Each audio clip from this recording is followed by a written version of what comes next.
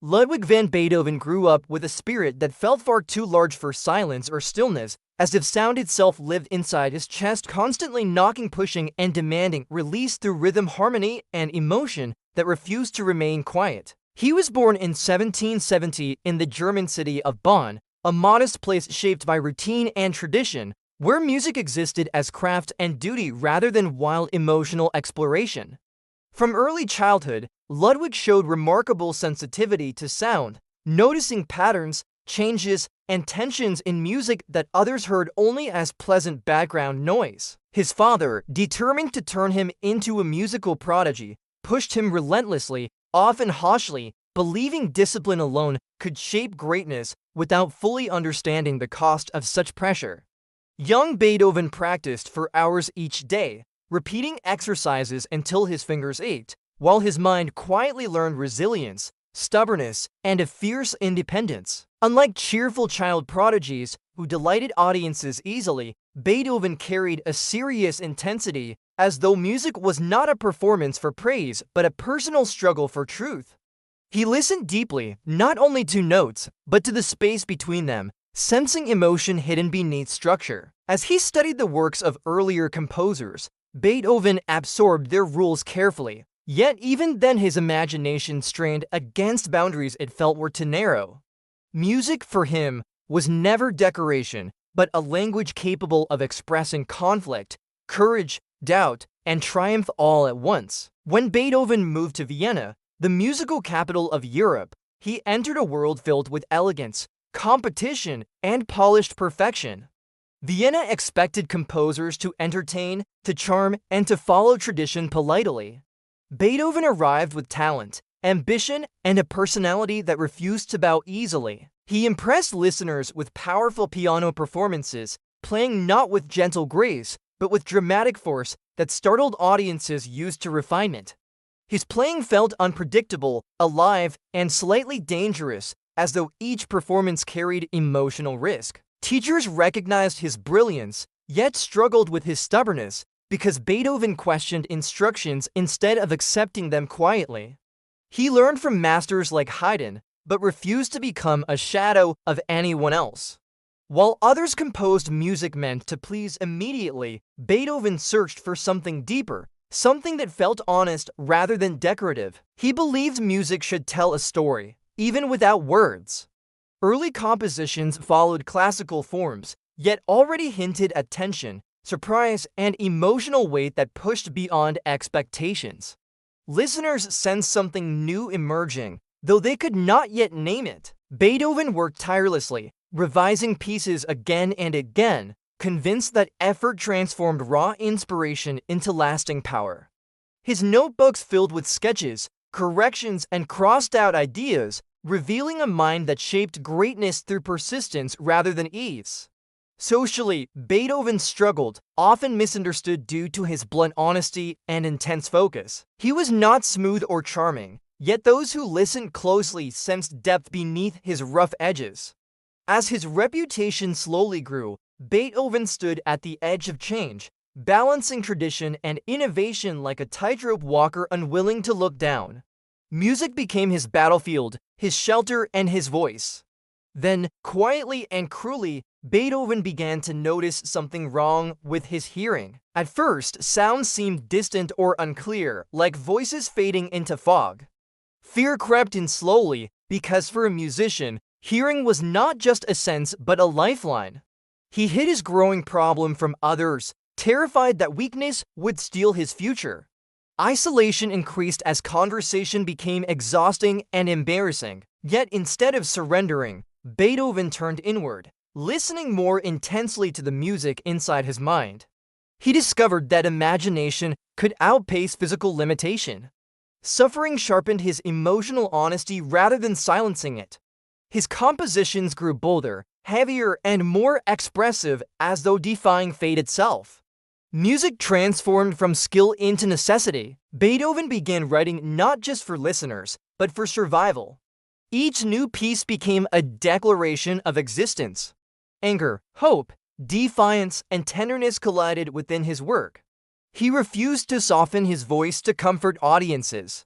Instead, he challenged them to feel more deeply.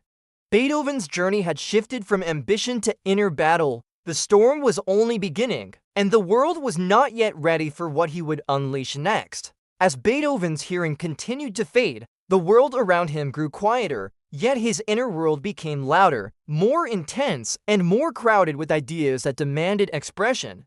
What might have destroyed another composer instead hardened Beethoven's resolve, because he refused to let silence steal the voice he had spent his entire life discovering. He withdrew socially, avoiding gatherings and conversations, not out of arrogance, but out of exhaustion and fear of being exposed.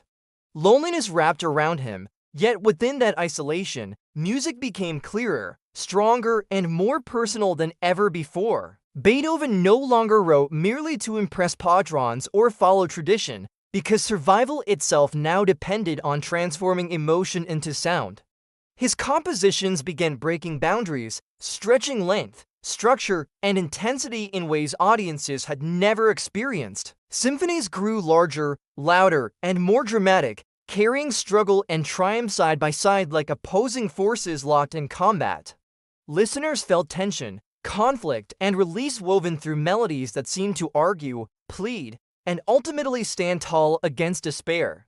Beethoven treated music like a battlefield where fate itself could be challenged through rhythm and harmony. Even as his hearing worsened, his confidence in his inner ear grew stronger. He composed by imagining sound rather than hearing it, trusting memory, intuition, and emotional truth over physical sensation. This inner hearing became sharper than ordinary hearing had ever been. Critics were divided because some felt overwhelmed by his boldness, while others sensed history shifting beneath their feet. Beethoven did not soften his voice to please critics because honesty mattered more than approval. Music in his hands became a declaration that human will could confront suffering without surrender.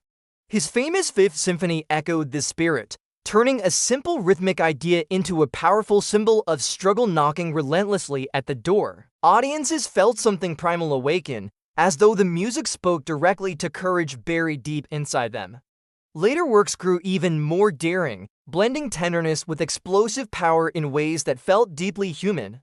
Beethoven's Ninth Symphony rose beyond tradition entirely, daring to include voices where none had belonged before. When the choir sang of joy and unity, it felt like a victory not just of music, but of resilience.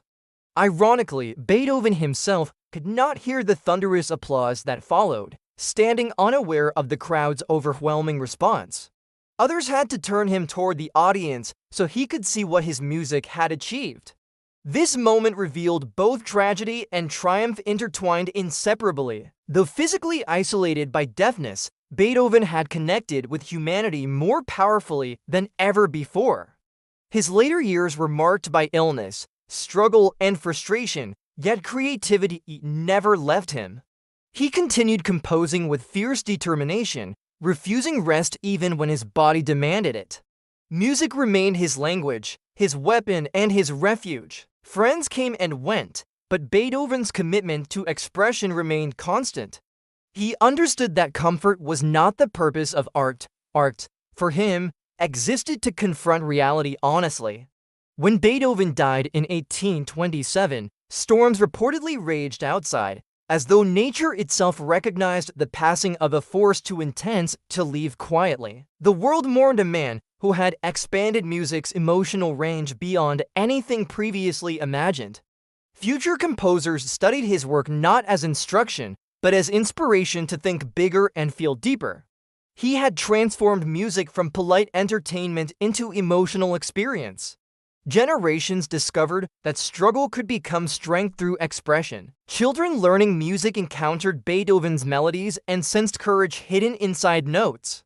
Musicians realized that imperfection and pain could fuel creativity rather than extinguish it. Beethoven's life taught that limits do not define potential. He proved that inner vision can outlast physical loss. Every dramatic symphony carries his influence. Every bold musical risk echoes his courage. Beethoven reminds us that greatness often grows from resistance. His story whispers that silence does not mean emptiness, it can become space for imagination. And within that space, sound can rise stronger than ever. Beethoven's legacy still roars, defiant and alive. Listening closely, we hear not just music, but the sound of a human spirit refusing to disappear.